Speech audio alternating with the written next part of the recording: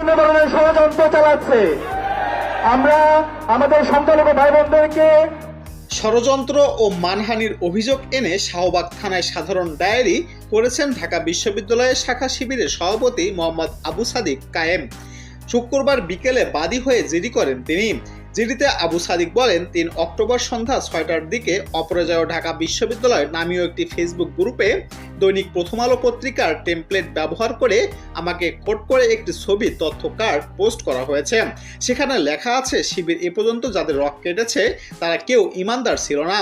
ইসলামী ছাত্র শিবিরের ঢাকা বিশ্ববিদ্যালয় শাখার সভাপতি সাদিক কাইম, যা একটি স্পষ্ট মিথ্যাচার ও ষড়যন্ত্রমূলক পোস্ট। তিনি আরও বলেন, আমাকে ও বাংলাদেশ ইসলামী ছাত্র শিবিরকে হেয় প্রতিপন্ন ও অপমান করার জন্য এবং সামাজিক যোগাযোগ মাধ্যমে মিথ্যা তথ্য ছড়িয়ে ঢাকা বিশ্ববিদ্যালয় ক্যাম্পাসে বাংলাদেশ ইসলামী ছাত্র শিবির ও অন্যান্য দলের মতো মানুষদের মধ্যে সাম্প্রদায়িক শত্রুতা, ঘৃণা, বিদ্বেষ সৃষ্টি করে বিশৃঙ্খলা ঘটিয়ে আইন শৃঙ্খলার অবনতি ঘটানোর জন্য ষড়যন্ত্রমূলকভাবে উক্ত পোস্টটি করা হয়েছে। বিষয়টি সাধারণ ডায়েরিভুক্ত করে যথাযথ পদক্ষেপ নিতে আবেদন জানান তিনি।